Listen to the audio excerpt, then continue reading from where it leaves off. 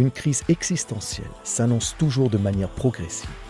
Elle commence généralement lorsqu'on est bloqué dans un domaine de sa vie et qu'on ne peut plus avancer. Alors, dans quel domaine de ta vie as-tu le sentiment d'avoir atterri dans une impasse? Est-ce ta relation amoureuse ou ta famille? Tu n'avances plus dans ta carrière. Ton corps, ta santé sont-ils devenus un chantier en construction? Tu sais quoi?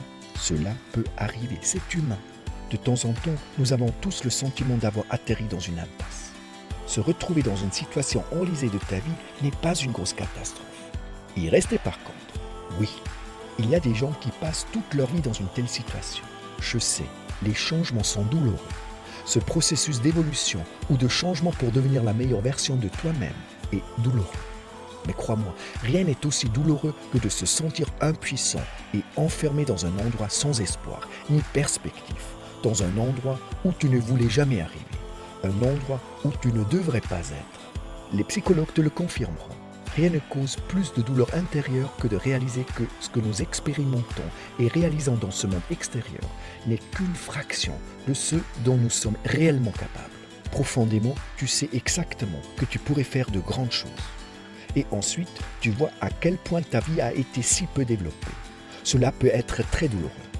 Tu vois cet écart profond entre ce que tu aurais pu réaliser en utilisant tout ton talent et ton potentiel et ce que tu en as réellement fait et réalisé. Cet écart est souvent la cause d'une dépression profonde, la cause des peurs, voire de la pensée et d'un comportement autodestructeur. Pourquoi? Pourquoi savons-nous la plupart du temps exactement ce que nous devrions réellement faire et que nous ne faisons pas? Parce que nous nous paralysons nous-mêmes. Nous sommes bloqués dans cette situation. Nous nous retrouvons dans une impasse. Et je voudrais le répéter encore une fois. Tu n'as pas à avoir honte de cela. Il n'y a rien qui devrait t'embarrasser. C'est normal, cela correspond au comportement humain. Chaque personne entre, à un moment donné, dans une telle situation de sa vie. Tu démarres et sans t'en rendre compte, t'es bloqué. Tout à coup, rien ne va plus. Tu ne peux plus ni avancer ni reculer. Ça arrive à tout le monde. Même les gens qui réussissent le font. Ça arrive aux gens que tu admires. Ça arrive aux athlètes célèbres, artistes, musiciens, politiciens. Cela arrive à Roger Federer, à Cristiano Ronaldo, à Beyoncé, à Rihanna, à Sting, à Paulo Coelho, à Stephen King, à Macron, à Merkel, à Obama, peu importe qui. Nous nous retrouvons tous dans une impasse un jour ou l'autre. Et cela nous arrivera encore et encore dans le futur, tout au long de notre parcours de vie. Ou, comme je me plais à le dire, dans notre voyage de héros. En fait, c'est exactement ce qui rend ce voyage héroïque. Maintes et maintes fois devoir sortir du bourbier et devoir te débattre pour sortir du marais. Plonger dans la mêlée et accepter les défis encore et encore. Les héros émergent où les batailles sont gagnées. Pas de combat, pas de héros. Se débarrasser de cette paralysie, accepter ce défi et se libérer. Sortir de ce train-train quotidien. Sortir de cette roue de hamster. Alors, où commence le combat? Quelle est la première étape? Qu'est-ce que tu dois faire? La première étape consiste à regarder courageusement dans le miroir et se dire la vérité. Prendre conscience que quelque chose ne va pas. Admettre qu'on s'est écarté du chemin. S'avouer qu'on est coincé. Le problème est que beaucoup de gens ne le savent même pas. C'est pourquoi nombreux sont ceux qui restent dans cet état pendant des mois, des années, voire toute une vie. Quelle tragédie! Les héros, en revanche, apprennent à interpréter correctement les signes de stagnation. Et puis, ils corrigent immédiatement leur trajectoire. Ils choisissent le chemin rocailleux et inconfortable. Ils se libèrent de cet état de choc et s'évadent. Ils savent très bien que cette situation leur vole l'oxygène de leurs rêves et les tue lentement mais sûrement. Je vais t'aider à reconnaître ces signes ou ces symptômes qui prouvent clairement que tu t'es retrouvé dans une impasse. Le premier symptôme, abandonné. Peut-être cela ne te concerne pas encore, mais tu connais certainement des personnes qui ont déjà abandonné. Ils ont été frappés à terre par les coups du sort ou par les conditions de vie, sont restés couchés et ne se sont pas levés depuis. Malheureusement, ces gens hissent souvent le drapeau blanc sans même essayer de se relever. En psychologie, ce comportement s'appelle l'impuissance apprise. Selon Wikipédia, l'impuissance apprise est la croyance, née d'une expérience négative, d'avoir perdu la capacité de changer sa propre situation de vie et d'être responsable de cette situation elle-même. Ces personnes se rendent sans défense à leur destin et acceptent le rôle de victime. Mais crois-moi, notre vie n'est pas le résultat de nos circonstances de vie. Ce qui compte, c'est comment nous répondons à ces circonstances ou à ces défis. Celui qui abandonne sa vie cesse de vivre. Par ailleurs, ce symptôme n'affecte pas nécessairement toute ta vie. Je connais des gens qui, par exemple, ont très bien réussi dans leur vie professionnelle.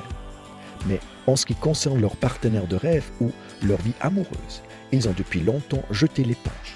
Après quelques échecs, ils ont perdu la foi et par peur d'un nouvel échec dans ce domaine de vie, ont simplement abandonné. Ça ne devrait pas arriver. Je ne suis pas fait pour cela. Ce n'est pas mon destin. Selon moi, pour mener une vie heureuse et pleinement épanouie, je pense qu'il faut trouver un équilibre entre tous les domaines de vie. Être capable de partager sa vie avec quelqu'un est une condition préalable très importante pour beaucoup de personnes afin d'avoir une vie épanouie. Le fait est que le succès peut rendre très solitaire. On ne rencontre que très peu de monde sur les sommets des montagnes les plus hautes. Ensuite, le deuxième symptôme. Tout n'est plus que routine. Il y a des gens qui montrent clairement le deuxième symptôme. Leur vie n'est rien d'autre qu'une succession d'habitudes et de routines. Pourquoi ?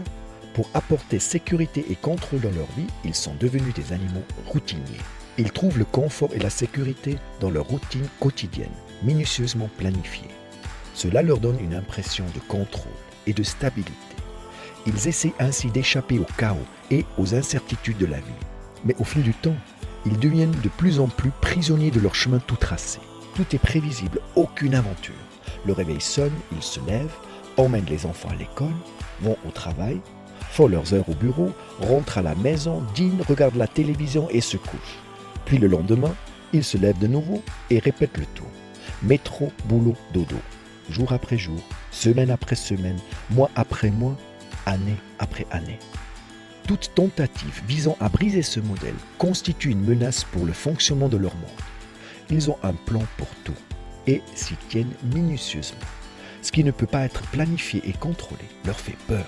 En bref, la vie tout court leur fait peur. C'est tellement imprévisible.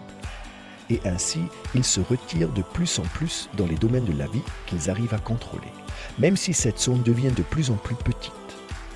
Parce que les changements autour de nous et notre société deviennent de plus en plus rapides.